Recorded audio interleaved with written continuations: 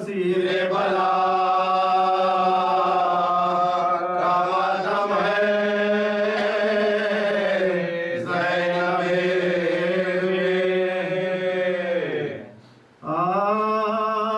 طفلی سے زینب پا مصیبت ہوئی کیا کیا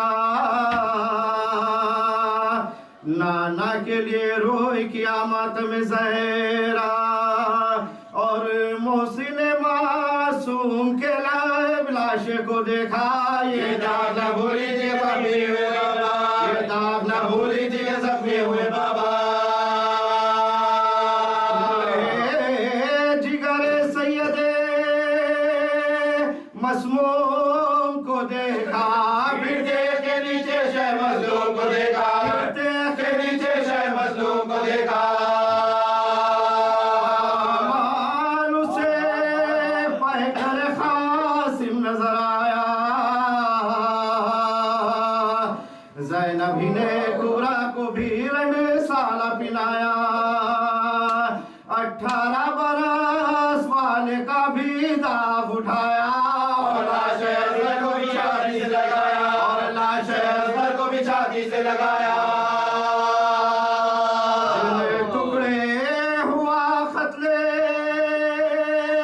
امام مدنی سے سوراخ پڑے پشت پہ نیزے کی علی سے سوراخ پڑے پشت پہ نیزے کی علی سے سوراخ پڑے پشت پہ نیزے کی علی سے اور قصہ کہ زینب کو صدا بھائی کی تھی یاد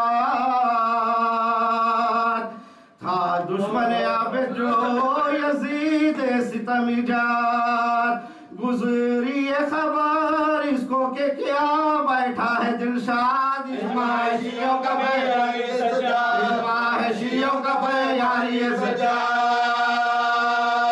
وارث ہے وہ تیغے کمر شیر خدا کا اب تجھ سے عوضے گا وہ خون شہداء کا اب تجھ سے عوضے گا وہ خون شہداء کا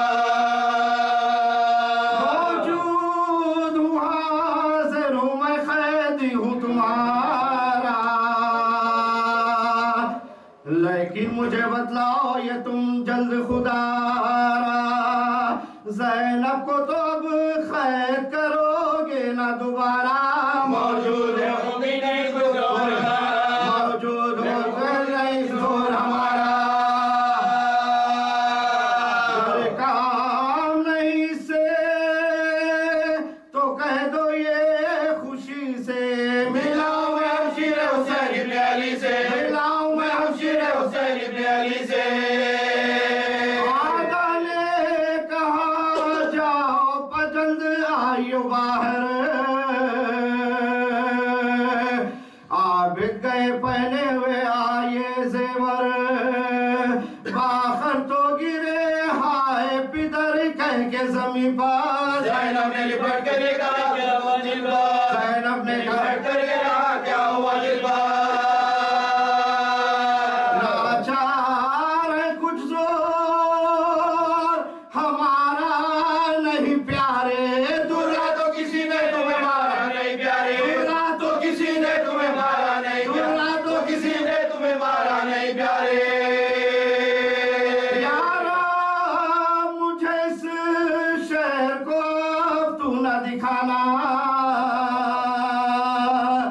سر ننگے پھر اس ملک میں مجھ کو نہ پھرانا ہے یاد مجھے شام کا وہ رنج اٹھانا ہمراہ سر شگا ہوا تھا میرا اب پیش نظر بھائی کی تصویر نہیں ہے آئی ہوں تناظر شبیر نہیں ہے نہیں ہے یا بار واسطہ شاہ مدنی کا صدقہ پسر فاطمہ کی بے کفنی کا اور واسطہ بیت کی غریب الوطنی کا صدقہ شہ مظلوم کی تشنہ جوانی کا صدقہ شہ مظلوم نادانی کا طرف شام یہاں سے نہ روا ہو کل صبح ملاقات امام دو جہاں ہو کل صبح ملاقات امام دو جہاں ہو اس رات کو زینب رہی مشغول مناجات ناگا سحر کوش نمایا ہوئی حیات سجاد نے زینب سے یہ رو رو کے کی بات لو بھائی سے تم اپنی کرو آج ملاقات بھائی سے تم اپنی کرو آج ملاقات بھائی سے تم اپنی کرو آج ملاقات اس درد سے کلاب تھی مشغول دعا میں مقبول دعا ہو گئی درگاہ خدا میں مقبول دعا ہو گئی درگاہ خدا میں مقبول دعا ہو گئی درگاہ خدا میں آن اس نے سنا احمد زینب کا جو سارا زینب کے قریب آیا وہ بے رحم خزانہ اس ظلم کے کہنے کا زباں کو نہیں آرا بس پشت پہ زینب کے وہی بیچ ہمارا بس پشت پہ زینب کے وہی بیچ ہمارا بس پشت پہ زینب کے وہی بیچ ہمارا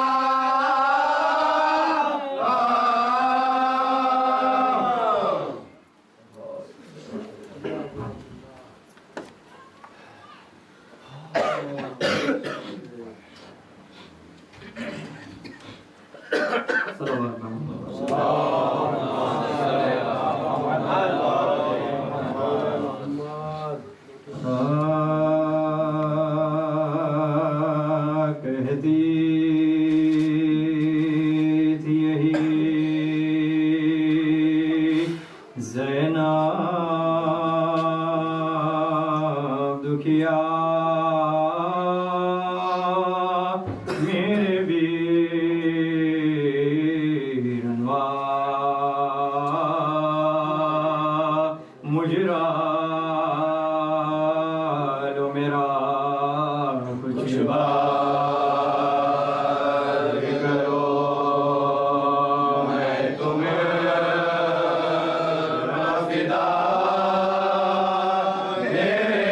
میرے بیرنوا مجرا لو میرا میں کو کہ جلی ماں جائی ہوں ہم شیر تمہاری بھائی ہوں زندہ سے چھٹ گیا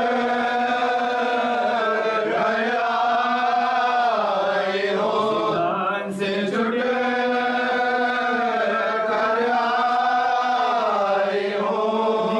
نکلی تھی وطن سے جب میں اخی تم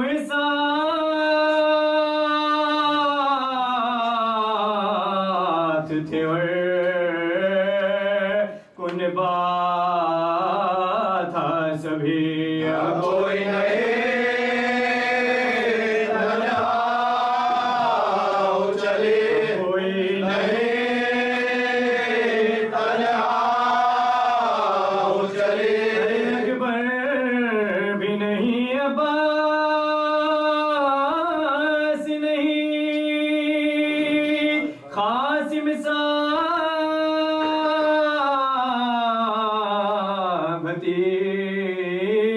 بھتیجا پاس نہیں مجھ کو کسی کی آس نہیں مجھ کو کسی کی آس نہیں زندہ میں گئی دربار گئی سر ننگے سرے بازار گئی بنتے زلی لوہا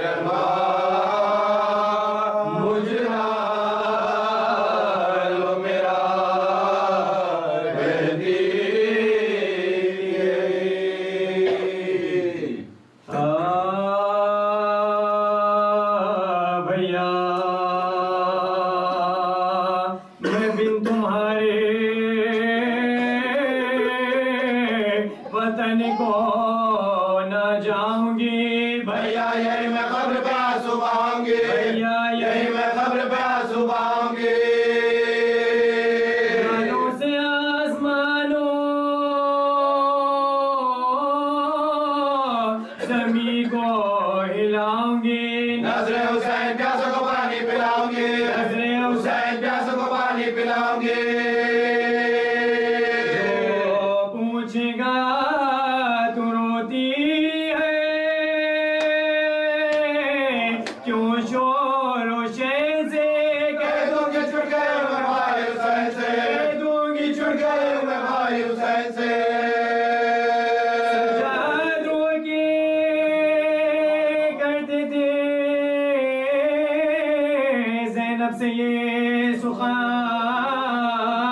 सुखार चलिए फूफी खुदा के लिए अब सुए वतन रो रो के जान दो ना यहाँ पर जुल्म ना होना है तुमको दोबारा वसत में है तुमको दोबारा वसत में राज़े बिना न जान के अब जाके रोए दूरों के जख्म पुष्ट पर दिखला के रोइए दूरों के जख्म पुष्ट पर दिखला के रोइए सुन के उठी खबर से आखिर वो सोगवार एक हौद जिसिया में आकर हुई सवार पहुंचे वतन में जिस घड़ी सजाद दिल पिगार पहले गए बफे में जहरा की गुलेजार पहले गए बफे में जहरा की गुलेजार बोली लिपटे घर से अम्मा तो आई गोगो के ज़ैनब नाशाद आई है गोगो के ज़ैनब नाशाद आई है अम्मा सुनाओ तुमको मैं जो कुछ जफा हुई परदेश में हुसैन से ज़ैनब जुदा हुई चौथे बरस में पापा बेटी फिदा हुई अम्मा हुसैन मर गए मैं बेरिदा हुए हुसैन मर गए मैं बेरिदा हुए जिंदगी से ज़ैनब मुस्तर का है गया मैं देखती रही सर शबीर कट गया मैं देखती देखती रही सर शबीर कट गया तुम्हारे लाल को क्या क्या नगाम हुए लाशे के हाथ अंगूठी की खातिर खलाम हुए मुर्दे पा मेरे भाई के ताजा सितम हुए मामा लाश हो गई बर्बाद हम हुए लाश हो गई बर्बाद हम हुए लाश हो गई बर्बाद हम हुए सकीना के भी उतारे हशर हमारी पुश्त पे मारे शुक्र हमारी पुश्त पे मारे शुक्र तेरे मरीज को कैदी बनाया था तेरे मरीज को कैदी बनाया था गिरा बुखार में उसको पिलाया था गिरा बुखार में उसको पिलाया था तेरे मरीज को कैदी बनाया था तोखे गिरा बुखार में उसको पिलाया था कांटों पे नंगे पाँव अदू ने फिराया था अम्मा सिवाय शुक्र नहीं ला पिलाया था अम्मा सिवाय शुक्र नहीं ला पिलाया था बुलवाया था यज़ीद ने दरबारे में सकीना मर गई जिंदान शाम में सकीना मर गई जिंदान शाम में एक रस्सी में बनवाया था हमें ऊँटों की नंगी पुष्ट पर बिठलाया था हमें सरताज में हुसैन का दिखलाया रुलवाया था हमें, आबिद को दूरे मार के रुलवाया था हमें, आबिद को दूरे मार के रुलवाया था हमें। गैरत क्यों न ज़ैनबे नाशान मर गई, अम्मा में सर गुले हुए शीरी के घर गए, अम्मा में सर गुले हुए शीरी के घर गए। अरे अम्मा फिरा के कूफे में, फिर हमको बको सर नंगे सुए शाम में ले चले दो, पहुंचे जो शहर शाम में हम सब कुशादमो, बाजारियों में शौर्य होता था 400, बाजारियों में शौर्य होता था 400। बेटी अली की ज़ैनब, बेटी की हीरा, देखो चलो हुसैन की हमशीर आई है, देखो चलो हुसैन की हमशीर आई है, देखो चलो हुसैन की हमशीर आई है।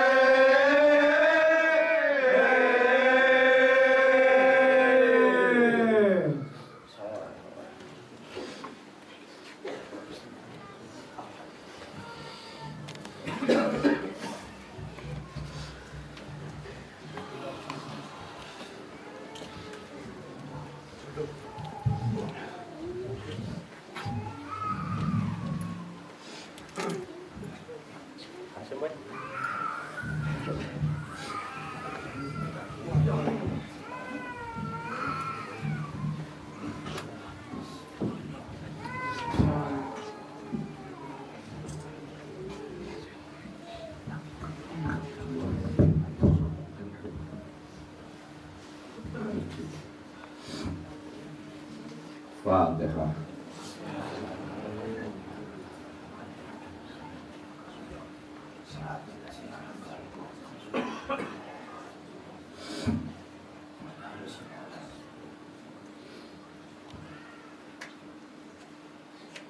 لا حول ولا قوة إلا بالله العلي العظيم.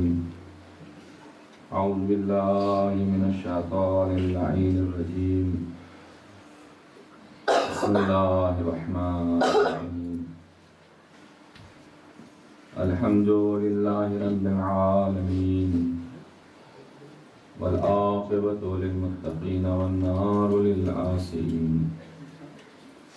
ثم الصلاة والسلام على أشرف الأنبياء والمرسلين، على النبي المكي المدني القرشي الهاشمي الأوتهي التهامي الملقب بطه والياسين رحمة للعالمين، مولانا ومقتدانا بالقاسم محمد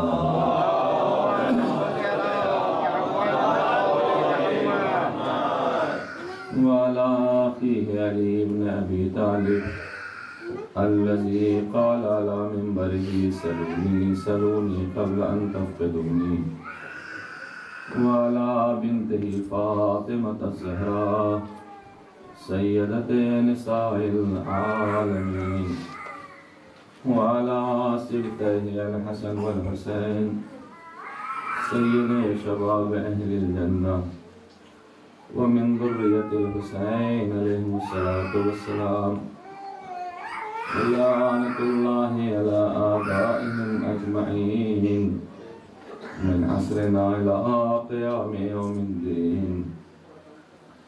أما بعد، فقد قال رسول الله صلى الله عليه وآله وسلم: بسم الله الرحمن الرحيم. إني تارك فيكم الثقلين كتاب الله وعترتي وأهل بيتي، ما إن تمسكتم بهما لن تضلوا بعدي، إنهما لن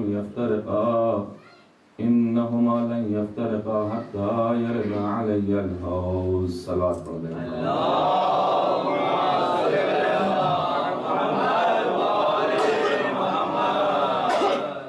جو پوری کائنات کی زینت بنا ہے اس کا ذکر ہوگا. ایسا باغ ہم نے کائنات میں نہیں دیکھا کہ جو کائنات کی زینت بن رہا ہو. تو ایسی بیٹی بھی ہم نے نہیں دیکھی جو باپ کی زینت ہے.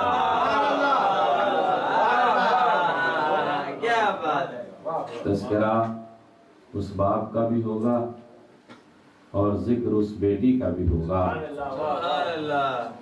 باپ ایسی زینت بنا کہ اس کا کوئی مثیل اور مثال نہ ملا. بیٹی باپ کی ایسی زینت بنی کہ اس کا کوئی جواب نہ. سناؤں گا اس وقت جب سب جمع ہو جاؤ, تھوڑے سے بیچ کا گیپ ختم ہو جائے, اور نہیں سننا تو مسائل پڑھ دیتا ہوں. اب میری کیونکہ آخری مجلسیں ہیں, یہ آخری مجلس اس کے بعد اس کل کی ہے. اب تو سن لو بھائی تھوڑا بہت جو ہے سن لو.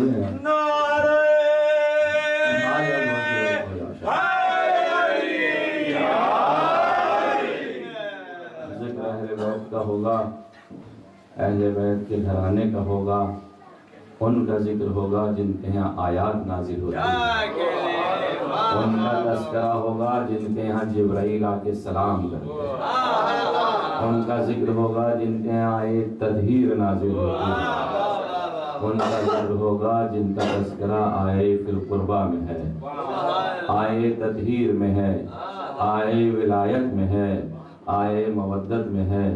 اس لیے کہ ان کے تذکرے کے علاوہ کوئی اور ذکر اچھا نہیں ہے. کوئی کتنا ہی عمل کر لے, اور ان سے کہا کس نے تھا عمل کرنے کو بھائی, کوئی کتنا ہی عمل کر لے, ان سے بہتر کوئی نظر نہیں آتا, ان سے اچھا کوئی نہیں لگتا. ان کا نام بھی اچھا لگتا ہے, ان کا ذکر بھی اچھا لگتا ہے, ان کی گفتار بھی اچھی لگتی ہے, ان کا عمل بھی اچھا لگتا ہے. اور جسے اچھا نہ لگے ہمیں وہ اچھا نہیں لگتا.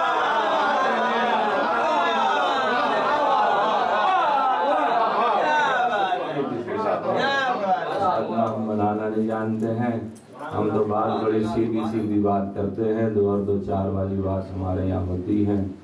ہماری سمجھ میں تو آج تک لوگ کہتے ہیں کہ آپ غلو کرتے ہیں, ہماری سمجھ میں تو آج تک لفظ غلو نہ آیا.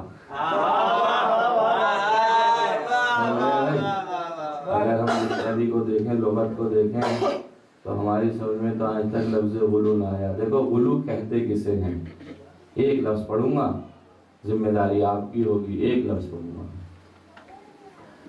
بھائی ساجد ناراض نہ ہوئیے گا, آپ نے جو موضوع دیا اس پہ بھی میں آؤں گا. ایک سلوات پڑھ دیں محمد.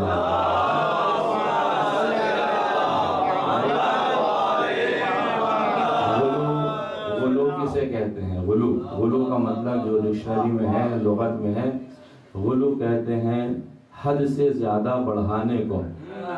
تو بھائی حد ہمیں بتا دیں.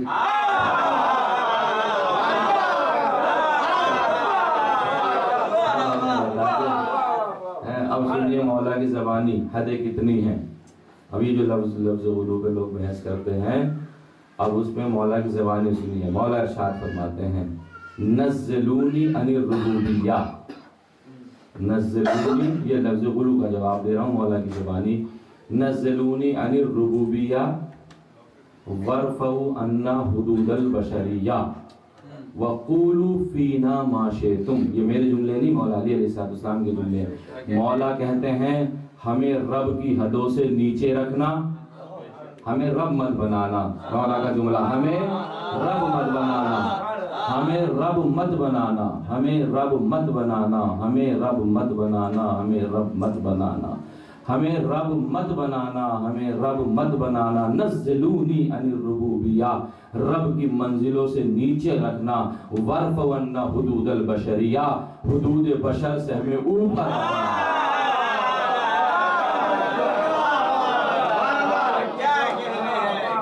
حدود بشری سے ہمیں اوپر رکھنا, حدود بشری سے ہمیں اوپر رکھنا, حدود بشری سے ہمیں اوپر رکھنا, حدود بشری سے ہمیں اوپر رکھنا. وارفعوا عنا حدود البشریہ, حدود بشری سے ہمیں اوپر رکھنا. وقولوا فینا ما شئتم, جو دل میں آئے پھر وہ کہہ دینا.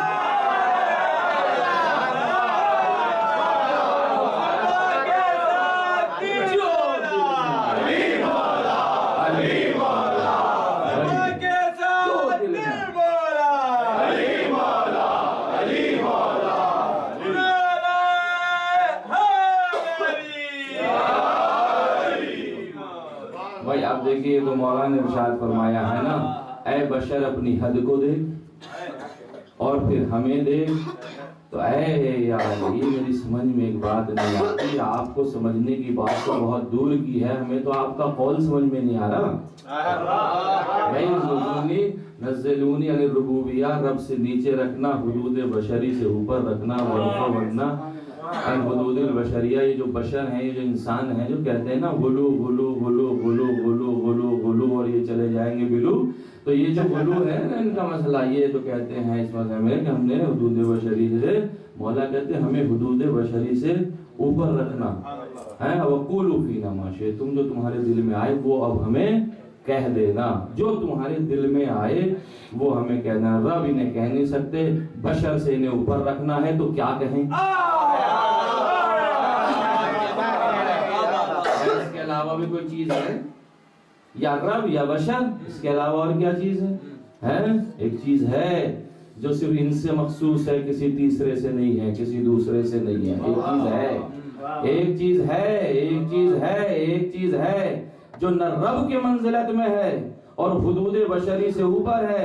پوری تاریخ اسلام کو اٹھا کر دیکھ لیجئے، قرآن بھی پڑھ لیجئے، قرآن میں بھی ملے گا، تاریخ انسانیت میں ملے گا، تاریخ اسلام میں ملے گا، تاریخ عقائد میں ملے گا، تاریخ کلام میں ملے گا، تاریخ منطق میں ملے گا، تاریخ فلسفہ میں ملے گا، تاریخ انسانیت میں ملے گا.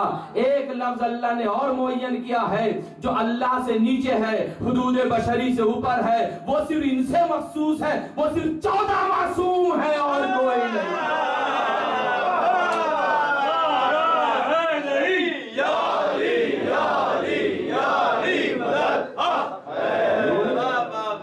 کیسے تو بولو ہے. ہم نے کہا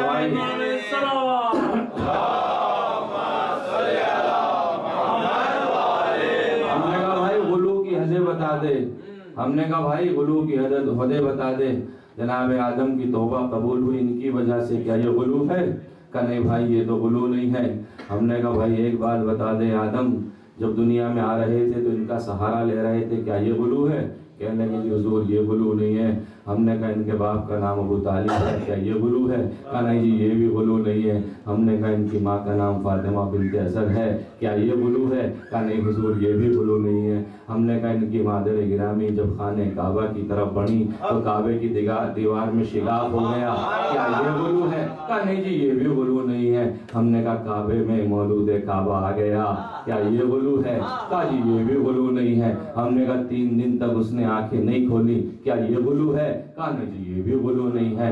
ہم نے کہا 3 دن کے بعد پیغمبر کے ہاتھوں پہ آ گیا تو آنکھیں کھول دی، تو کیا یہ غلو ہے؟ کہا نہیں جی یہ بھی غلو نہیں ہے. ہم نے کہا پیغمبر نے آواز دیا علی کچھ سناؤ، تو ایک مرتبہ علی نے کہا توریت سناؤ، انجیل سناؤ، یا قرآن محمد سناؤ، یہ غلو ہے؟ کہا نہیں جی حضور یہ بھی غلو نہیں ہے، قبلہ یہ واقعہ ہوا ہے. ہم نے کہا تھوڑا سا بڑے تھے، پیغمبر اپنے رشتہ داروں کو ڈرانے جا رہے تھے، 3 دن تک کھانا کھا کے لوگ بھاگ رہے تھے. ایک دن ان کے باپ نے پکڑ لیا اور کہا بیٹھ جاؤ، کیا یہ غلو ہے؟ کہا جی یہ بھی غلو نہیں ہے. کہا جی یہ بھی غلو نہیں ہے، یہ بھی غلو نہیں ہے. ہم نے کہا ایک مرتبہ پیغمبر نے آواز دیا میرا وزیر وہ بنے گا جو میری مدد کرے گا، میرا جانشین وہ بنے گا جو میری مدد کرے گا. 11 سال کا بچہ کھڑا ہو گیا اور آواز دینے لگا اے نبی خدا جو پہنچانا ہے پہنچا دو، میں آپ کا وزیر بھی بنوں گا، میں آپ کا جانشین بھی بنوں گا، میں آپ کے دشمنوں کے پیٹ کو چاک بھی کروں گا. کیا یہ غلو ہے؟ کہا نہیں جی قبلہ یہ بھی غلو نہیں ہے. ہم نے کہا جتنی جنگیں ہیں وہ سب انہی کے سر ہیں، تو کیا یہ غلو ہے؟ کہا جی یہ بھی غلو نہیں ہے. ہم نے کہا داماد رسول بنے ہیں، کیا یہ غلو ہے؟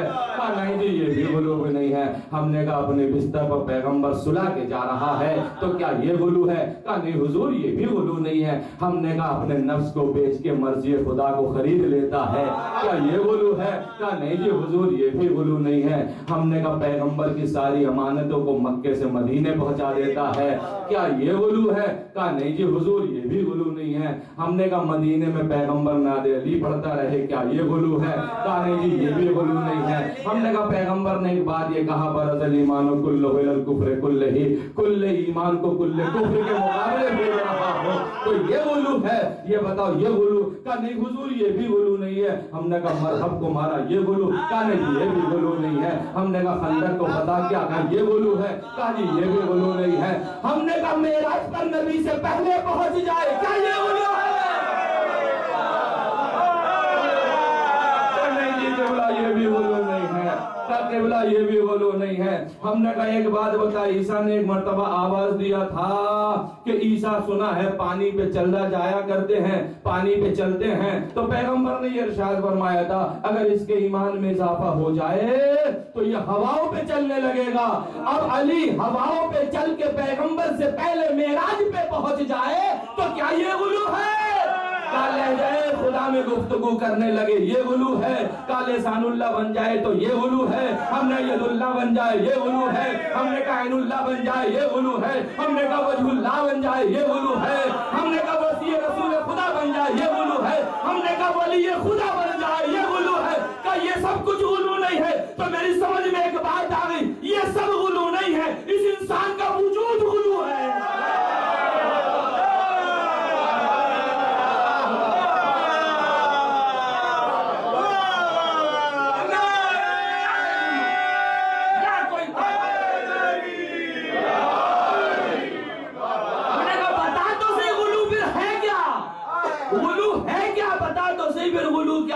میں نے مولا کائنات کی حیات طیبہ ولادت سے لے کر اور معراج کی منزلوں تک پہنچا دی. عزیزان گرامی, کہیں غلو نظر آیا؟ کہیں غلو نظر نہیں آئے نا. غلو کہتے ہیں حدوں سے زیادہ بڑھانے کو, اس کا نام ہوتا ہے غلو. عزیزوں ہم علی کی حدوں تک پہنچ ہی نہیں سکتے, اس لیے نہیں پہنچ سکتے کہ ہماری حدیں محدود ہیں, مولا محدود ہے.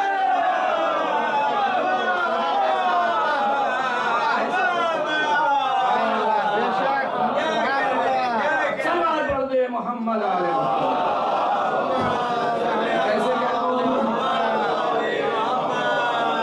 کیسے کہہ دیں گے غلو ہے بھائی, یہ غلو ہے, یہ غلو ہے, نہیں ہو سکتا عزیزان گرامی. اس لیے کہ حدود بشری سے ہمیں اوپر رکھنا, خود کہہ رہے ہیں حدود بشری سے ہمیں اوپر رکھنا. جب حدود بشری سے یہ اوپر آئے گا تو اس کا مقصد یہ ہوا کہ انسانوں سے یہ افضل ہوگا, ملائکہ سے یہ افضل ہوگا, کائنات میں یہ افضل ہوگا, یہ ہر شے سے افضل ہوگا. قرآن نے اس کا تذکرہ افضلیت سے کیا, حدیثوں نے اس کا ذکر افضلیت سے کیا. کائنات میں کوئی بندہ ایسا لا کر کے دکھا دو,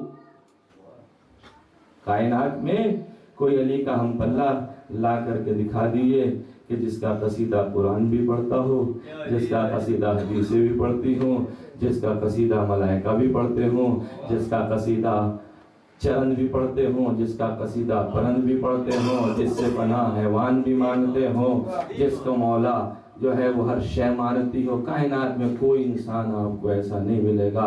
تو جب سب کچھ اس پر خدا کے علاوہ ثابت آتا ہے تو تو پہلے خدا کو سمجھ پھر علی کو سمجھ. اس علی کی ایک خاصیت, ایک فرد جو آخری میں اس دنیا کو عدل و انصاف سے بھرنے والی ہے, اس کا نام ہے مہدی آخر الزمان.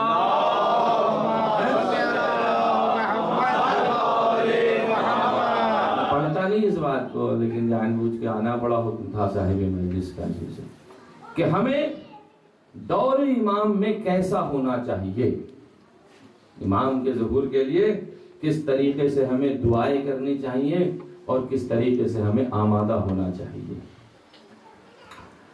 میں بغیر مقدم میں ایک ایسا واقعہ سنانے جا رہا ہوں آپ کو جو کہیں ایسا نہ ہو کہ میری مجلس اس واقعے میں ختم ہو جائے, لیکن بہت چھوٹا کر کے کوتاہ کر کے اس واقعے کو آپ کی خدمت میں پیش کروں گا. دیکھیے جہاں تک ہمارے آقا و مولا آخری امام زمانہ صلی اللہ علیہ وسلم,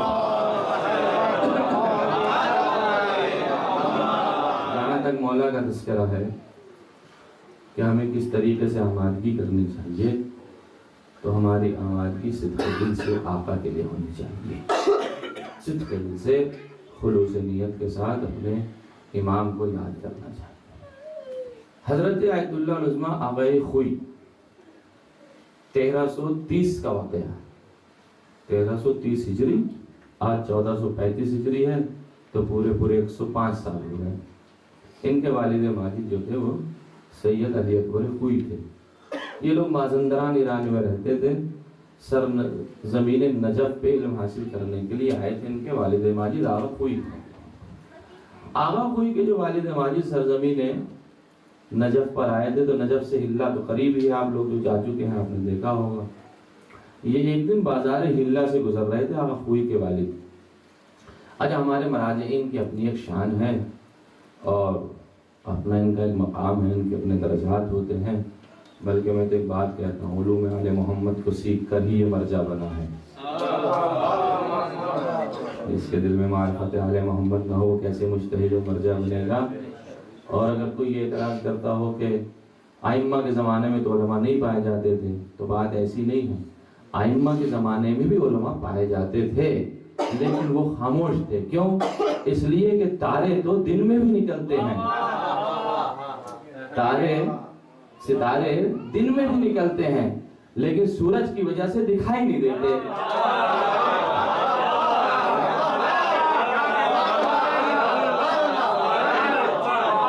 سورج کی وجہ سے ستارے دکھائی نہیں دیتے۔ جب سورج چمکتا ہے تو ستارے دکھائی نہیں دیتے۔ جب امامت کا چراغ چمکتا ہے تو علماء دکھائی نہیں دیتے تھے۔ تو یہ علماء اس وقت بھی پائے جاتے تھے، ایسا مرحلہ نہیں ہے عزیزان گرامی۔ اب اس موضوع کی طرف تو نہیں ہے نا میرا موضوع، ورنہ دوسری بات رہ جائے گی، جو دوسرا حکم ہے اس کی تعمیل رہ جائے گی۔ یہ کہتے ہیں کہ میں سرزمین ہلا پر پہنچا، آغا خوئی کے والد ماجد اکبر علی خوئی کہتے ہیں میں پہنچا، میں نے دیکھا ایک مکان ہے، جو ادھر سے میں نے دیکھا کہ یہ مسجد نظر آ رہا ہے، دوسری طرف جو میں دیکھا تو مکان نظر آ رہا ہے، اور تیسری طرف جو میں نے جا کے دیکھا امام بارگاہ نظر آ رہا ہے۔ بھائی ابھی تک تو مثالیں بھی سیدھی تھی کہ 2 in 1، اب تو یہ 3 in 1 دکھائی دے رہا ہے۔ بھائی ایک سم سے دیکھیے تو آپ کو مسجد نظر آ رہی، دوسری طرف سے دیکھیے امام بارگاہ نظر آ رہا، تیسری طرف سے دیکھیے تو وہ مکان نظر آ رہا۔ یہ ماجرا کیا ہے؟ بازار سے گزر رہے تھے، ایک دکان والے کے قریب سے گزرے، اور گزرنے کے بعد میں کہتے ہیں کہ بھائی یہ کس کا مکان ہے؟ کہا تمہیں نہیں معلوم یہ کس کا مکان ہے؟ کہا نہیں۔ کہا لگتا ہے شہر میں نئے آئے ہوئے ہو۔ کہا ہم مازندران ایران سے آئے ہوئے ہیں، نئے ہیں۔ کہا یہ شیخ علی کا مکان ہے۔ کہا یہ شیخ علی کون؟ کہا یہ ایک سادہ سا آدمی تھا، ایک دکان چلاتا تھا، لیکن اپنے امام زمانہ کو بہت زیادہ چاہتا تھا، امام سے بہت زیادہ محبت رکھتا تھا، اور ان کی محبت بہت زیادہ تھی۔ اور اس کا مزاج ایسا تھا کہ جب بھی کوئی چھوٹی موٹی لڑائی جھگڑا شہر کے اندر ہو جاتی تھی تو یہ اپنی دکان چھوڑ کے، اپنا مکان چھوڑ کے جنگل میں چلا جاتا تھا، اور جنگل میں جانے کے بعد میں امام سے شکوہ کیا کرتا تھا، اور امام سے کہتا تھا مولا اب تو آپ آ جائیے، اتنے لڑائی جھگڑے ہو رہے ہیں، اتنے قتل و غارت ہو رہے ہیں، اتنی مشکلات بڑھی ہوئی ہیں، اب تو آپ آ جائیے، اگر آپ اب نہیں آئے تو آپ کب آئیں گے؟ اور امام سے شکوہ کرنے لگا مولا اگر آپ نہیں آئے تو میں آپ سے ناراض ہو جاؤں گا۔ اب دیکھیے کتنا بڑا جملہ ہے، مولا آپ نہیں آئے تو میں آپ سے ناراض ہو جاؤں گا۔ یہ بالکل اسی طریقے سے جیسے جناب موسیٰ کے زمانے میں ایک آدمی تھا، اور وہ بکریاں چگایا کرتا تھا، چرایا کرتا تھا، اور ایک دن بکریوں نے جب اسے زیادہ پریشان کیا تو کہنے لگا پالنے والے اگر تو مجھے مل جاتا تو تیرے سر میں تیل بھی ڈالتا، تیرے کنگھی بھی جلتا، تیرا پیر بھی دباتا، تیرا وزن بھی دباتا۔ تو اس سے کس نے پوچھا کیوں ایسا کرتے؟ کہا یہ چند بکریوں نے مجھے پریشان کر رکھا، اتنی بڑی دنیا نے اللہ کو کتنا پریشان کر رکھا ہو۔ اور جناب موسیٰ آگے بڑھے، اور جناب موسیٰ نے سن لیا، اگر خبردار کیا بات کرتے ہو، اللہ کے بارے میں کوئی ایسی باتیں کرتا ہے؟ اللہ نے وحی کے ذریعے سے موسیٰ کو ڈانٹ دیا کہ جتنی عقل اس کے پاس ہے اتنی یہ معرفت رکھتا ہے۔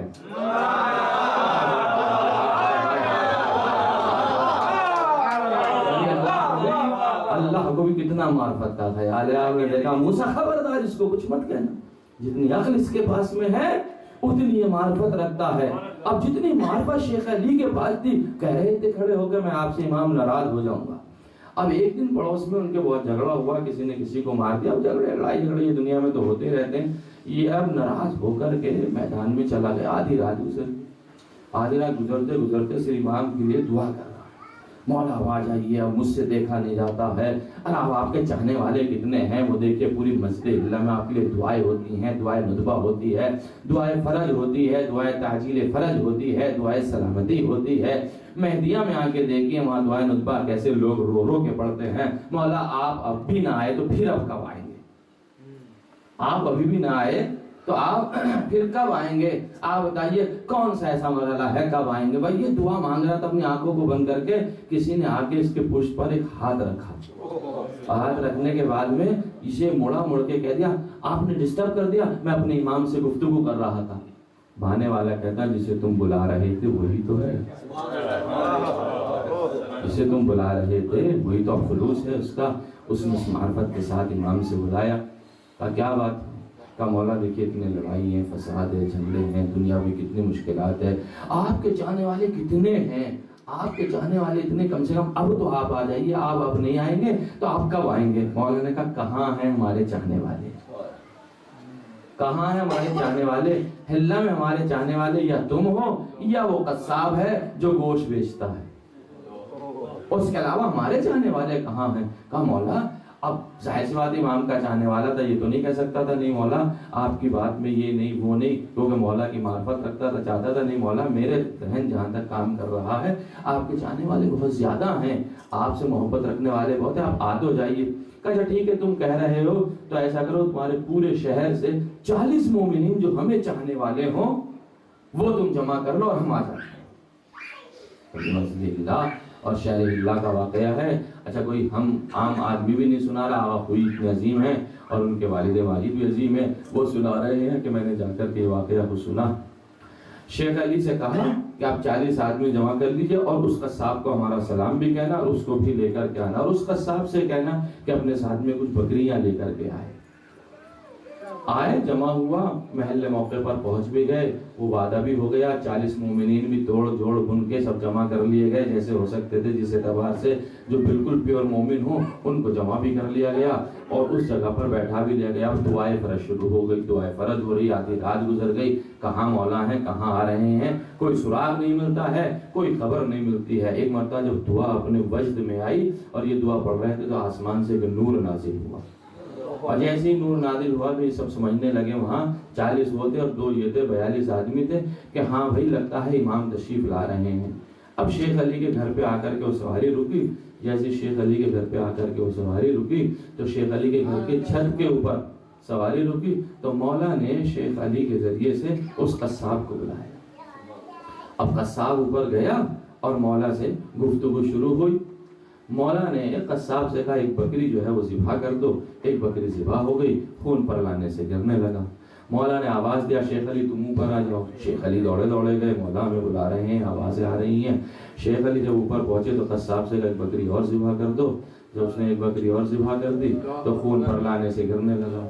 اب مولا نے تیسرے آدمی کو آواز دیا تم 40 میں سے جو بھی ہے وہ اوپر آ جائے۔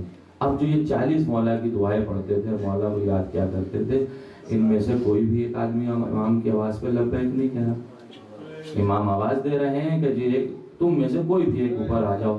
جب زیادہ دیر ہو گئی تو شیخ علی نے کہا مولا ایسے نہیں، آپ کسی کا نام لیجیے۔ مولا ارشاد فرماتے ہیں وہاں ہے کون جسے میں نام لے کر پکاروں؟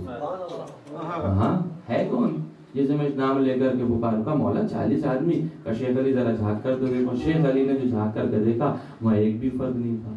ان 40 آدمیوں نے سوچا تھا کہ مولا جو آئے ہیں پہلا جو ہے قتل وہ قصاب کا کیا ہے اور دوسرا قتل شیخ علی کا کر دیا اور اسی کا یہ خون بہ رہا ہے، لہذا کہ ایسا نہ مولا ہمارا بھی قتل کریں اور یہاں سے بھاگ چلے۔ یہ 40 آدمی صبح شام دعائے اجل بھی پڑھتے تھے، دعائے ندوہ بھی پڑھتے تھے، الاجل الاجل بھی کہتے تھے، الہی آمین بھی کہتے تھے، امام کے آنے کی دعائیں بھی مانگتے تھے، امام کے آنے کی ساری دعاؤں کو پڑھا کرتے تھے۔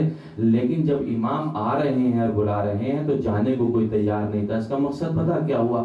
مقصد اور نتیجہ اس کا یہ ہے کہ دعائیں تو پڑھی جا رہی ہیں لیکن ہمیں امام کے سپاہیوں میں آمادہ ہونے کی ٹریننگ نہیں دی جا رہی ہے، آمادہ نہیں ہے، قلب سے آمادہ نہیں ہے۔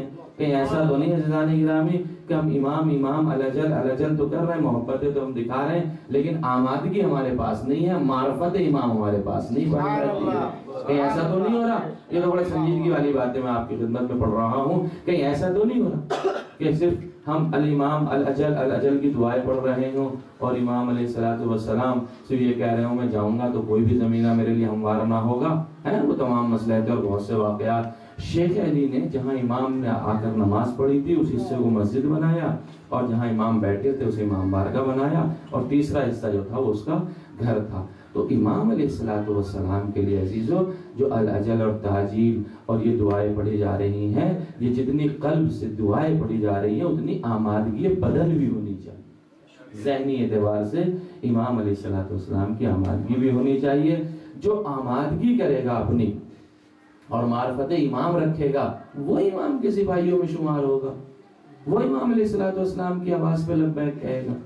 اور اگر امام کی آواز پہ لبیک نہیں کہے گا تو انسانوں کی بات ہے, جو زندہ ہیں وہ انسان جو قبروں میں دفن کر دیے گئے ہیں وہ لوگ بھی قبروں سے اٹھ کر کے امام کی آواز پہ لبیک کہیں گے اور آواز دیں گے. آپ نے دعائیات پڑھی ہے, دعائیات میں فکرے ملتے ہیں, ان حالہ بینی و بین الموت الذی جعلتہ علی عبادک حتما مقضیہ, پروردگار تو نے میرے درمیان اور امام کے درمیان میں اگر موت کو حائل قرار دیا, یعنی مجھے موت آ گئی ہے جو تو نے بندوں پہ لازمی قرار دی ہے, فخرجنی من قبری معتدلا کفنی, تو جب امام آئے تو مجھے ایسے نکالنا, قبر سے مجھے نکالنا کہ میں کفن پہنے ہوئے ہوں, معتدلا کفنی, میں کفن پہنے ہوں, شاہرن سیفی, تلوار اٹھائے ہوئے ہوں, وہ مجردن قناتی, اور ہاتھ میں نیزہ لیے ہوئے ہوں, وہ ملبین دعوت الداعی فی الحاضر والبادی, اور میں لبیک لبیک کہتا ہوا امام کی طرف بڑھتا چلوں. زندہ انسانوں کی کیا بات ہے, مردہ قبروں سے اٹھ کر امام کی طرف دوڑیں گے جو امام کی محبت میں دنیا سے چلے گئے ہیں. لیکن شرط کیا ہے اس کی, معرفت. شرط کیا, آمادگی. کہیں ایسا تو نہیں امام حسین علیہ السلام کے لیے 18,000 خطوط تو لکھے جا رہے ہیں اور ابن زیاد آ رہا ہے, سب کہہ رہے ہیں یہی ہمارا امام ہے. 18,000 لوگوں نے, کوفے والوں نے کیا اعلان کیا تھا کوفے میں, ابن زیاد اپنا چہرہ چھپا کر آیا, سب نے لبیک امام کے نعرے لگائے. جو معرفت رکھنے والے تھے وہ کہہ رہے تھے کہ یہ امام نہیں ہے, امام کی شان یہ نہیں ہے, لیکن وہ لوگ کہہ رہے تھے یہ امام ہے. کیوں؟ امام کی محبت تو رکھتے تھے, امام کی معرفت نہیں رکھتے تھے. کیا کہہ رہے ہیں, سبحان اللہ. معرفت کوئی معمولی چیز ہے, امام کے آنے کی تیاریاں کرنا کوئی معمولی چیز ہے. تو جب دل چاہا اس طریقے سے امام علیہ السلام خود ہمارے چھٹے امام امام جعفر صادق علیہ السلام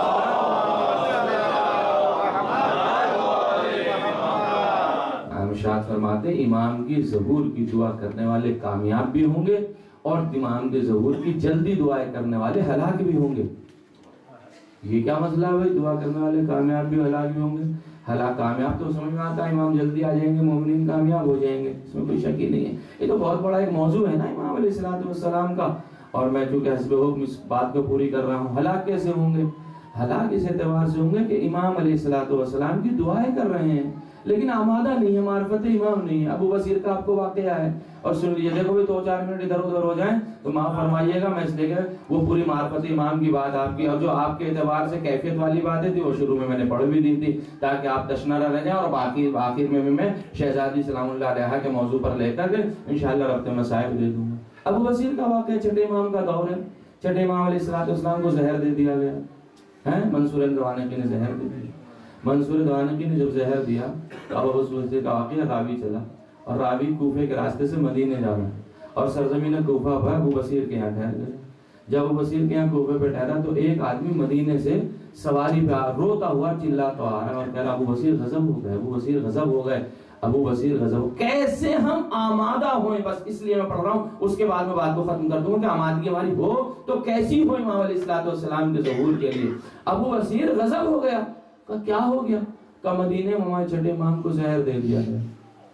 تو ابو بصیر نے دوسرا جملہ کیا, چھٹے امام کے بعد 7واں امام کون ہے, امام نے کسے معین فرمایا؟ تو اب وہ آنے والا راوی کہتا ابو بصیر سارا جھگڑا اسی بات کے اوپر ہے کہ 7واں امام کون ہے. کہ وہ کیسے ہو سکتا ہے؟ کہ امام علیہ السلام نے اپنے بعد میں 5 لوگوں کو نیابت دی ہے کہ یہ میرے بعد میرے جانشین ہیں. کہ وہ کون کون سے؟ کہ پہلا نام جو ہے وہ منصور دوانقی کا ہے, دوسرا اس والی مدینہ کا ہے, تیسرا نام جو ہے جناب امام موسیٰ کاظم کی والدہ ماجدہ کا ہے, چوتھا نام حسن ابتہا کا ہے, اور 5واں نام جو ہے امام موسیٰ کاظم علیہ السلام کا ہے. یہ میرے بعد میرے جانشین ہیں. اب ابو بصیر چونکہ معرفت امام رکھتا ہے, ابو بصیر چونکہ معرفت امام رکھتا ہے, سرزمین کوفہ ہے, ابو بصیر نے ایک مرتبہ سوچا کہ منصور دوانقی کا نام تو ہو ہی نہیں سکتا, اس لیے کہ ظالم بادشاہ ہے اور ظالم امام بن نہیں سکتا. اسی طریقے سے اس کا نائب ہے, اس کا نائب بھی جو ہے وہ امام نہیں ہو سکتا ہے. اب رہی بات ام حمیدہ کی, ام حمیدہ امام بن نہیں سکتی اس لیے کہ عورت امام نہیں بنتی ہے. اب بچی بات حسن ابتہا کی. اب پیغمبر کی روایت ابو بصیر کہہ رہے ہیں, پیغمبر ارشاد فرماتے ہیں کہ ہر امام کے بعد اس کا بڑا بیٹا امام ہوگا, اگر بڑا بیٹا اس لائق نہیں ہے تو اس کا چھوٹا بیٹا امام ہوگا۔ حسن ابتہ چونکہ بڑے ہیں، اگر بڑا بیٹا اس لائق ہوتا امام بنے تو امام ساتویں امام کا نام نہ دیتے۔ اس کا مقصد یہ ہے کہ حسن ابتہ بھی امام نہیں ہے، اب بچے ساتویں امام موسیٰ کاظم علیہ السلام وہ امام ہوں گے۔ اسے کہتے ہیں معرفت امام۔ یہ ہے عزیز و معرفت امام۔ اس طریقے کی معرفت جو ہمارے دلوں میں ہوگی، اب الاجل پڑھتے ہوئے مزہ بھی آئے گا، اب دعا کی امام کے ظہور کی دعائیں کرتے ہوئے بھی ہمیں مزہ آئے گا، امام علیہ السلام کا صحابہ اور صحابی بننے میں مزہ آئے گا۔ اب یہ تو بڑی طولانی روایات اور بحث ہیں، اس پہ تو حضرت مولانا سعدی حسن صاحب قبلہ نے بڑی مجلسیں پڑھی ہیں، یوٹیوب پورا بھرا ہوا ہے، ان کی مجالس سے پورا عزاداری اور یہ سب بھرا ہوا، بالخصوص امام کے موضوع کے اوپر، امام علیہ السلام کے کہ 313 صحابی ہوں گے تو کون سے ہوں گے، یا 40 مومنین امام کے ہوں گے تو وہ کون سے ہوں گے، اس میں 50 عورتیں ہوں گی تو عورتیں کون سی ہوں گی، 13 مومنات 40 میں سے ہوں گی تو وہ کون سی ہوں گی، یا وہ 10,000 کا لشکر جو امام کی مدد کے لیے آئے گا وہ کون سا ہوگا۔ یہ تمام بحثیں بڑی طولانی ہیں، یہ اگر آپ کو مراجعہ کرنا ہے مولانا سعدی حسن صاحب کو اللہ انہیں کی حفاظت فرمائے، آپ ان کی ویڈیو سنیے یا ان کی کیسٹیں سنیے، آپ کو خلاصہ مل جائے گا، اور وہاں سے آپ کو پورے ایک طریقے سے ترتیب مل جائے گی کہ امام علیہ السلام کا کون انسان کس طریقے سے انتظار کر سکتا ہے۔ ہم تو اس کا ذکر کرنے کے لیے بیٹھے ہیں، یہ تو حسب حکم میں نے آپ کی خدمت میں عرض کر دیا کہ جو پوری کائنات کا زینت بن رہا ہے، اور اس کی زینت زینب بن رہی ہے۔ زینب کا نام رکھا اس لیے گیا تھا، حالانکہ عبرانی زبان میں زینب کا نام ہے بہت زیادہ رونے والی، اور اپنے یہاں زینب کا معنی زین اور اب سے مل کے بنا ہے، زین اب یعنی باپ کی زینت، اور جب کثرت استعمال ہوا، لفظ استعمال ہوتا رہا تو یہ لفظ استعمال ہوتے ہوتے زینب بن گئے، باپ کی زینت۔ آپ دیکھیں بغیر مقدمے کے آپ یہ سوچئے، پورے ایک باغ کی زینت جو چمن کی زینت پھول ہوتے ہیں، اور پھولوں کی زینت جو اس کی خوشبو ہوا کرتی ہے، گھر کی زینت اس کے گھر کے بچے ہوا کرتے ہیں، گھر کی بھی مکان کی زینت وہ مکین ہوتا ہے جو وہاں رہا کرتا ہے، ہر چیز کے لیے کوئی نہ کوئی زینت ہوا کرتی ہے۔ اسی طریقے سے اس پوری کائنات کے لیے کوئی شے زینت بنی ہے تو وہ مولا کائنات ہے۔ حقیقت میں اب میں بڑی سنجیدگی کے ساتھ آپ کی خدمت میں باتوں کو پیش کروں گا، بہت ہی سنجیدگی ہے۔ پوری کائنات کے لیے اگر کوئی شے بنی ہے تو وہ زینت مولا علی بنے۔ آپ کہیں گے اتنی بڑی بات کیسے کہہ رہے ہیں حضور، کیا یہ غلو نہیں ہے؟ ہم نے کہا اتنی ساری باتیں سنا دی، اب بھی غلو سمجھ میں آیا؟ میں شروع سے آخر تک تو سب بتا دیا، کہاں یہ ہوا یہ ہوا یہ ہوا، تو تو بتا تیری عقل سے کیا غلو ہوا؟ کوئی ہے نہیں بات۔ اب وہ میں بحث مولا والی چھوڑ دوں کہ وہ کس طریقے سے بشر انسانی اور معصوم، وہ اب وہ میرے پاس ٹائم ہی نہیں ہے اتفاق سے، چونکہ اس کے لیے مجھے 20-25 منٹ چاہیے حل کرنے کے لیے، نہیں، لیکن اب وہ وقت نہیں ہے، میں دوسری طرف جا رہا ہوں، تو سنانے ہو جا رہا ہوں۔ حقیقت میں شہزادی سلام اللہ علیہ کے 2-3 جملے سے فضائل کے سنا کر مسائب کی طرح جاؤں گا، مجلس کا وقت جو ہے وہ ختم ہونے جا رہا ہے۔ اب تو میں سنانے ہو جا رہا ہوں جو کائنات کی زینت بن رہا، اس کی زینت یہ زینب بن رہی۔ اس جملے کو دل چاہ رہا ہے کہ اذان صبح تک کہتا ہی رہا۔ حقیقت میں بڑا لطف آ رہا ہے اس جملے کو کہنے میں، ایسا لگ رہا ہے کہ زبان کی بار بار طہارت ہو رہی ہے۔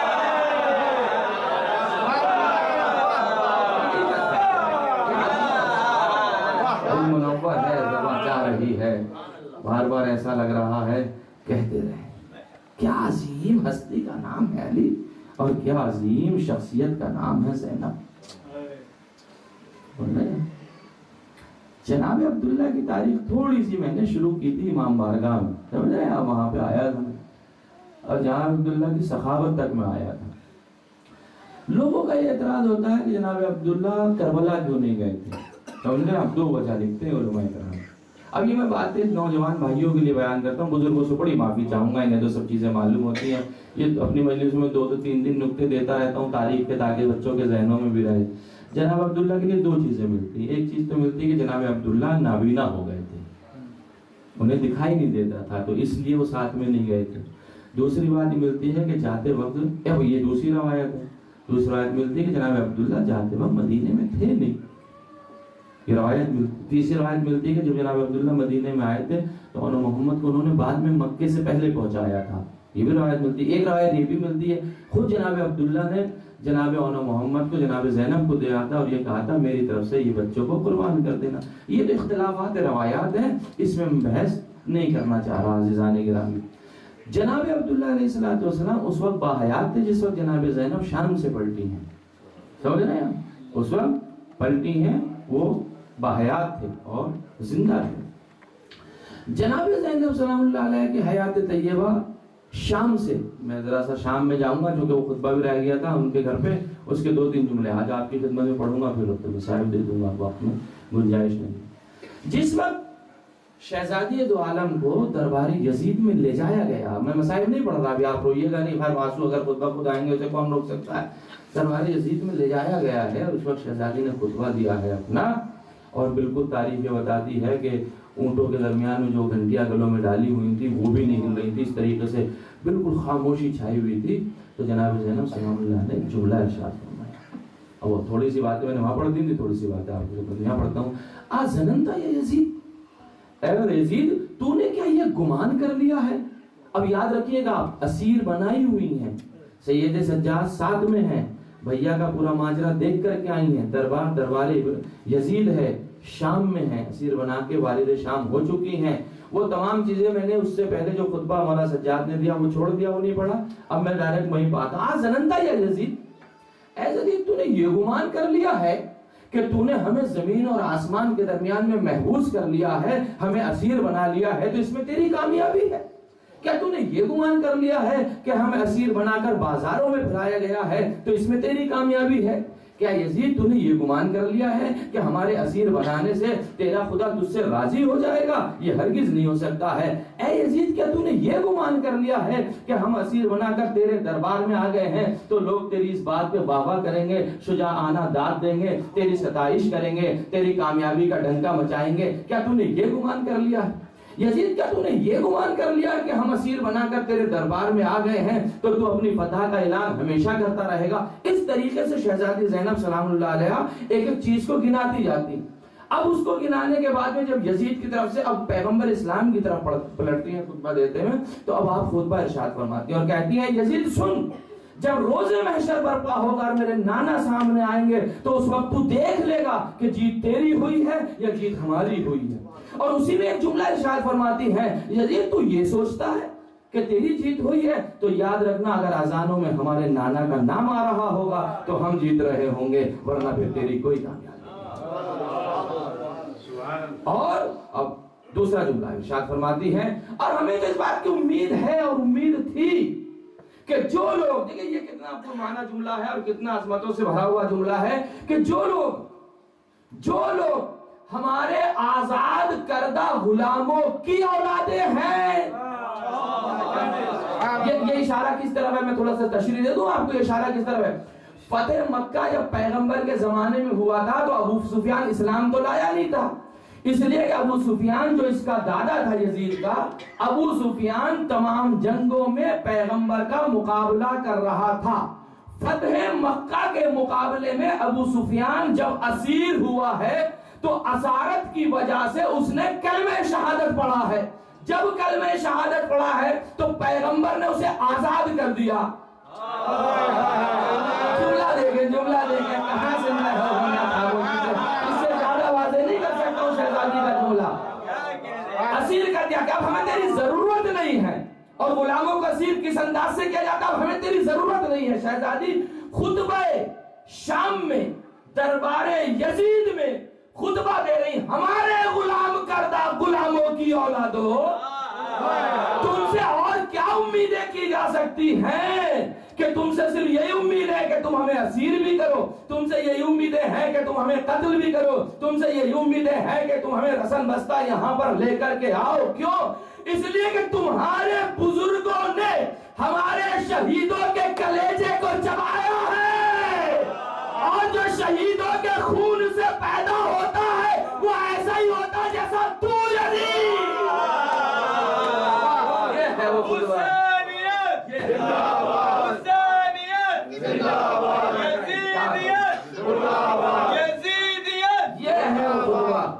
یہ ہے وہ شجاعت جناب زینب سلام اللہ علیہا کی. باپ کی شجاعت آپ نے دیکھی, اب آپ بیٹی کی شجاعت دیکھیے. اب سنیے خطبہ دے رہی ہے اور ایک مرتبہ شہزادی ارشاد فرماتی یزید, اب یہ ورڈنگ میری ہے اور مفہوم شہزادی زینب سلام اللہ علیہا کا ہے, کہیں ایسا نہ لوگ کہہ دیں کہاں سے آپ نے یہ بات پیش کر دی. یزید تجھ سے ڈرپوک اور کمزور اور بزدل ہم نے کائنات میں کوئی نہ دیکھا. یزید تجھ سے ڈرپوک, تجھ سے بزدل, تجھ سے کمزور ہم نے کائنات کے اندر کوئی نہیں دیکھا. اس لیے کہ بزدل اور ڈرپوک وہ ہوتا ہے جو اپنے گھر کی چار دیواری میں ہوتا ہے. تو شام کی چار دیواری میں رہا اور ہم مدینے سے کربلا پہنچ گئے. سوال پڑھ دے محمد اور یاد رکھنا اے یزید, تو یہ سوچتا کربلا کی جنگ کے بعد, کربلا کی جنگ کے بعد تو جیت جائے گا, تو یہ گمان کرتا کہ کربلا کی جنگ کے بعد جیت جائے گا. یزید یاد رکھنا کربلا کی جنگ کے بعد اگر تیرے سپاہیوں میں اضافہ ہوا تو تو جیتا, میرے بھیا کے آزادار بڑھے تو میں جیتا.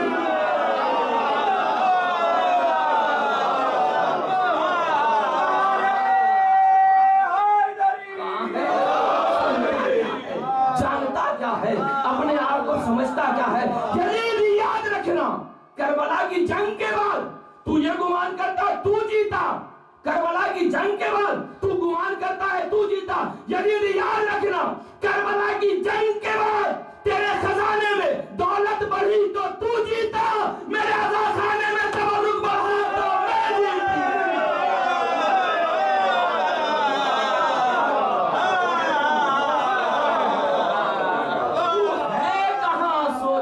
کیا ہے تو جانتا کیا ہے. یزید تو یہ گمان کرتا ہے کربلا کی جنگ کے بعد تو جیت جائے گا. یاد رکھنا ہے یزید کربلا کی جنگ کے بعد, کربلا کی جنگ کے بعد اگر تیرا قلعہ بنا تو جیتا, میرے بھیا کا امام بارگاہ بنا تو میں جیتی.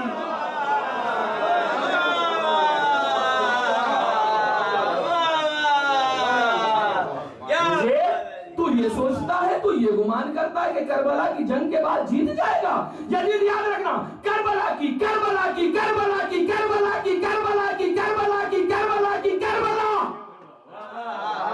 کربلا کی جنگ کے بعد, کربلا کی جنگ کے بعد اگر دنیا میں تیرا پرچم لہرایا تو جیتا, میرا بھیا کا علم لہرایا تو میں جیتا.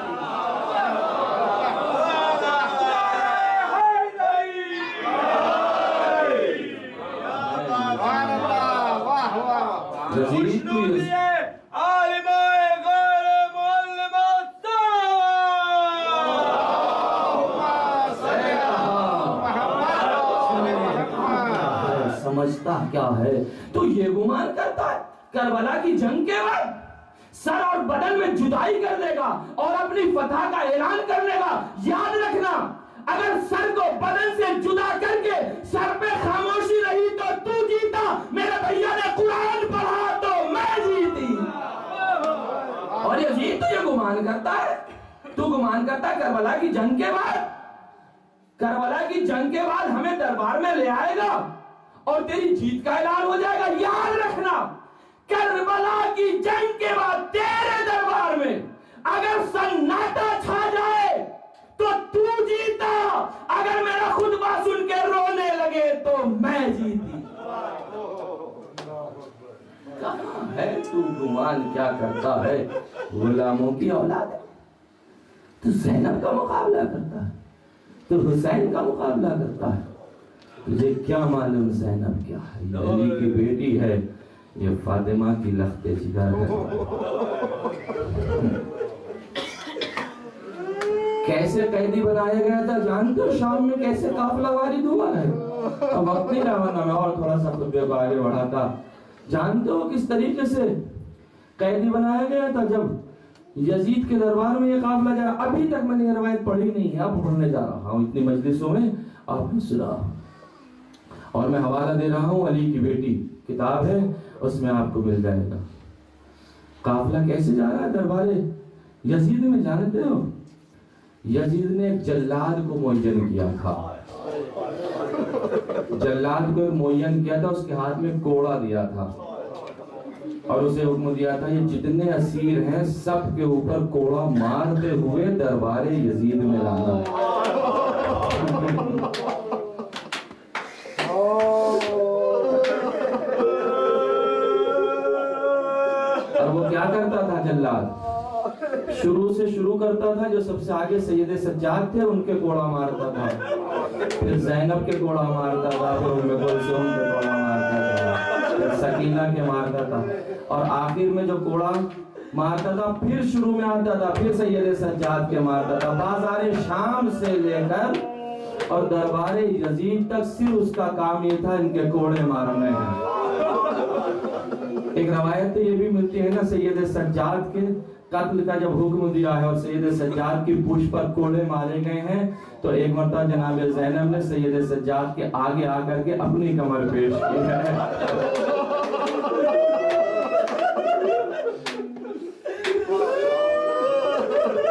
اپنی کمر پیش کی ہے۔ اور جب شہزادی کربلا میں آئی ہیں تو حسین کے مرثیے میں شہزادی نے جملہ پڑھا ہے، بھیا حسین تو نے کہا تھا نا میرے سجاد کا خیال رکھنا، اے بھیا کاش میں اپنی کمر دکھا پاتی۔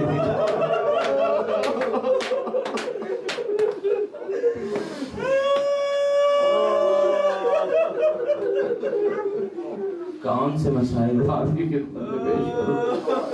اتنی مظلومات یہ شہزادی 1 سال تک قید خانے میں رہی اور 1 سال کے بعد رہائی ہو گئی، اور جب رہائی ہوئی ہے تو آپ مدینے میں رہ لیں۔ وہ واقعہ ہرا بھی میں نے چھوڑ دیا، وقت نہیں تھا میرے پاس پڑھنے کے لیے۔ زینب کا عمر سے بھی چھوڑ دیا، شہزادی کا کربلا آنا بھی چھوڑ رہا ہوں۔ شہزادی کو کی وہ روایت جو مدینے کی ہے، وہ ایک روایت ذرا موضوع سے ہٹ کر پڑھوں گا اس لیے کہ دل چاہ رہا ہے، وہ روایت میں نے ابھی تک پڑھی نہیں ہے۔ شہزادی نے جب جناب عباس کی مادر گرامی کو یہ خبر دی ہے نا حسین شہید ہو گئے، تو جناب ام البنین نے شہزادی زینب سے کہا نہیں یہ نہیں ہو سکتا کہ حسین کو کوئی شہید کر دے۔ تو شہزادی زینب نے فوراً آواز دیا نہیں عباس بھی شہید ہو گئے۔ کہاں مجھے یقین آ گیا اگر عباس شہید ہو گئے تو حسین شہید ہو جائیں گے۔ پوری شہادت سنائی آپ نے جناب ام البنین کو۔ ام البنین کا طریقہ کار کیا تھا مدینے میں جانتے ہیں؟ جنت البقیع جاتی تھی، جنت البقیع میں 4 قبریں بناتی تھی ام البنین، ایک عباس کی قبر، ایک جعفر کی قبر، ایک عبداللہ کی قبر، ایک امام حسین کی قبر۔ عباس کی قبر جو بنائی تھی اس پہ جاتی تھی اور کہتی تھی عباس تجھے نہیں رہوں گی تیری ماں موجود ہے، عبداللہ تجھے بھی نہیں رہوں گی تیری ماں زندہ ہے، جعفر تجھے بھی نہیں رہوں گی تیری ماں زندہ ہے، رہوں گی تو اپنے آقا حسین کو رہوں گی، اس کی ماں زندہ نہیں ہے۔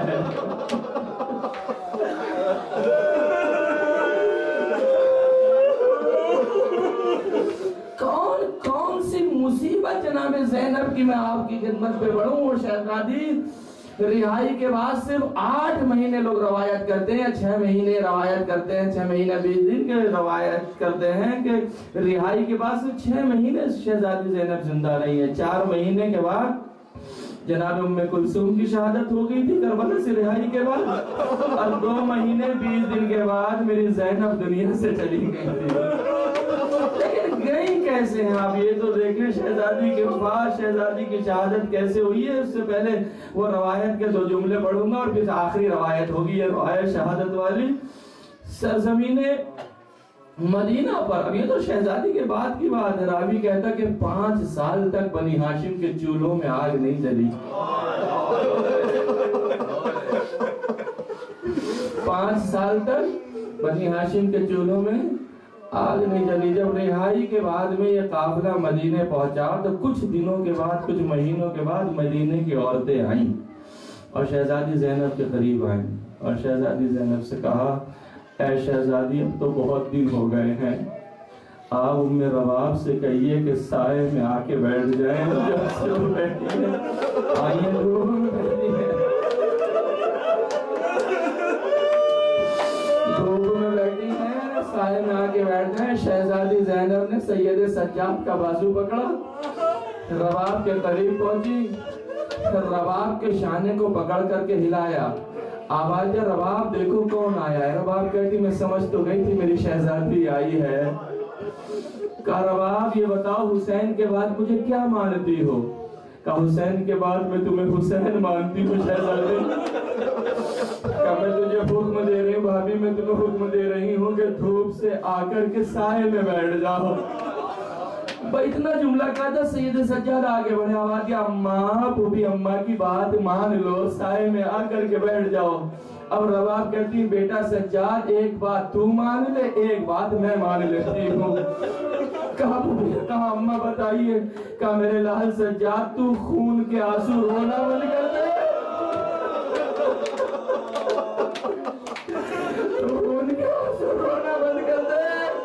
رباب سائے میں آگے بیٹھ جاتی. جان دو سجاد نے کیا بات ہے؟ سجاد کہتے ہیں اماں یہ تو قیامت آ جائے گی, ممکن نہ ہوگا, اس لیے کہ جس کے سامنے اس کی پھوپھی کی چادر چھوٹی گئی ہو, بازوؤں میں رسن بندی ہو, کچھ پر کوڑے لگے ہو, وہ کیسے خون کے آنسو بند کر دے. رباب کہتی ہے اے خالقہ, ایک طرف زینب کا حکم ہے, دوسری طرف حسین سے وعدہ کر کے آئی ہوں. اے خالقہ وہ اتنا کہنا تھا, موت کا پسینہ پیشانی پر آیا. رباب چلائے اماں, سجاد چلائے اماں, اماں جزاکم ربکم و خیر الجزا.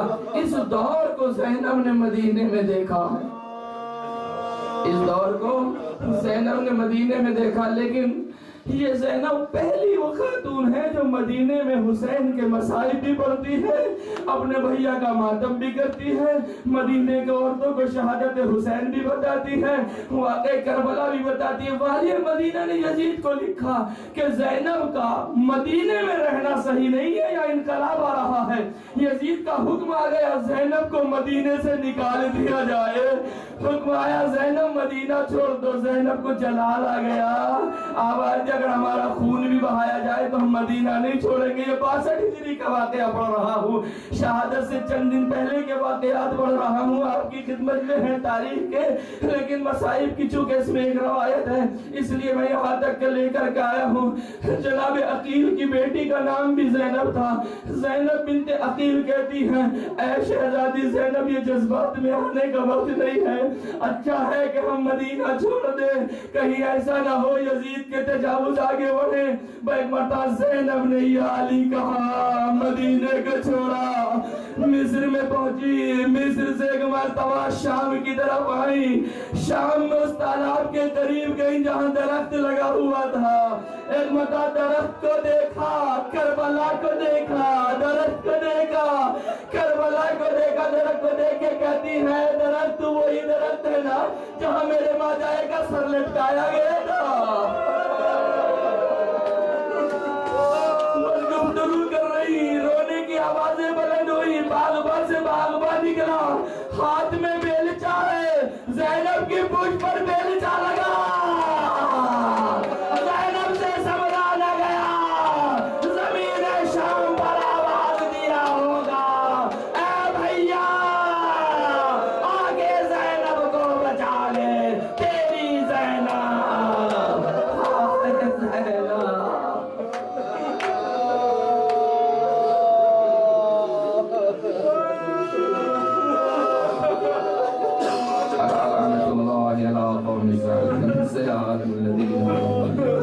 ماتم حسین